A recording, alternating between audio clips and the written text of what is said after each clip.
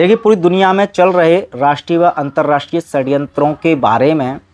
या इनकी पोल खोलने वाले जो जागरूक साथी हैं या क्रांतिकारी लोग हैं, उन सभी के लिए लगातार अब खतरा बढ़ता जा रहा है और उनकी मुश्किलें भी बढ़ रही हैं। अब देखिए, इसका एक उदाहरण लेते हैं अभी हाल ही का,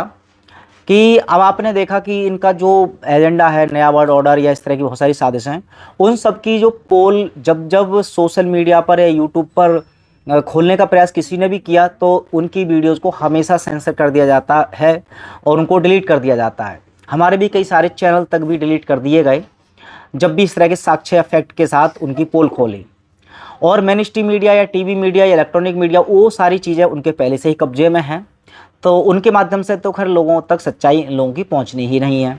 तो ऐसे में कुछ प्लेटफॉर्म होते थे जो इंडिपेंडेंट और स्वतंत्रता प्रदान कर रहे थे। उनमें से एक था टेलीग्राम। आप में से भी बहुत सारे लोग टेलीग्राम से जुड़े होंगे और टेलीग्राम पर आपने देखा होगा कि वहाँ पर काफ़ी हद तक सेंसरशिप का बहुत ज़्यादा मसला नहीं था, इसलिए वहाँ पर खुल करके बहुत सारे क्रांतिकारी लोग अपने विचारों को और लोगों तक पहुँचा रहे थे। चाहे वो नया वर्ल्ड ऑर्डर की पोल खोलनी हो, चाहे वो इल्यूमिनाटी या बहुत सारी सीक्रेट सोसाइटी जो पूरे दुनिया को कंट्रोल करना चाहती हैं और बड़े भयानक और डरावने मानवता को ख़त्म करने वाले जो षड्यंत्र रच रही हैं, साजिशें या जो षड्यंत्रकारी ताकतें हैं, उन सब का जो पोल खोल रहे थे वो टेलीग्राम में बहुत बड़े स्तर पर ये काम चल रहा था। लेकिन अभी हाल ही में सबसे पहले तो ये जो आपकी स्क्रीन पर देख रहे हैं, ये हैं टेलीग्राम के सीईओ पावेल डेरोव। अब ये जो पावेल डेरोव है, इनको गिरफ्तार कर लिया गया फ्रांस के एयरपोर्ट से और इसके बाद फिर सोशल मीडिया की दुनिया में बड़ी एकदम खलबली मच गई, क्योंकि टेलीग्राम बहुत ही ज़्यादा पॉपुलर सोशल मीडिया ऐप में से एक है और यहाँ पर करोड़ों लोग इससे जुड़ करके बहुत सारे एक दूसरे के साथ वो बातें साझा कर पाते हैं जो बाकी की और सोशल मीडिया पर चीज़ें सेंसर होती हैं। अब दूसरी खबर एक और आप देखिए कि भारत में कुछ इस तरह की खबरें आ रही हैं कि भारत में टेलीग्राम बैन भी हो सकता है और हो सकता है कि और भी बहुत सारे देशों में। हालांकि इस टेलीग्राम या इस जो सोशल मीडिया ऐप है, इस पर बहुत सारे षड्यंत्रकारियों की नज़र है। तो अभी ये जो खबर आपने देखी कि एक तो टेलीग्राम के मालिक को अरेस्ट कर लेना, उसके बाद ये इंडिया की तरफ से भी एक्शन लिया जाना कि उस पर इन्वेस्टिगेशन चल रहा है कि यहाँ पर बहुत सारी इलीगल एक्टिविटीज़ होती हैं,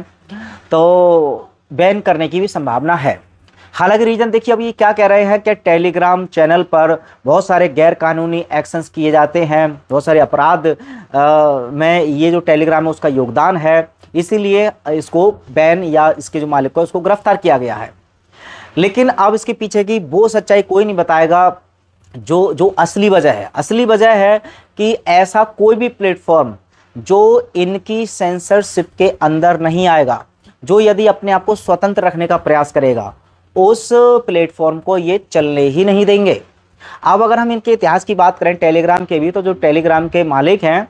इन पर रूस में चूंकि इन्होंने स्टार्ट किया था ये,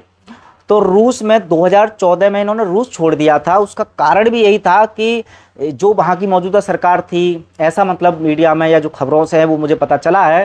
कि इन पर दबाव बनाया जा रहा था कि जो विपक्षी पार्टियां हैं उनके ग्रुप्स डिलीट किए जाएं। मतलब वो सरकार अपने कंट्रोल करना चाहती थी इनके ऐप को। उन्होंने इसकी बात नहीं मानी, रूस छोड़ दिया और इस समय वो शायद दुबई में रहते हैं और 2 देशों की उनके पास नागरिकता है, फ्रांस की और यूएई की।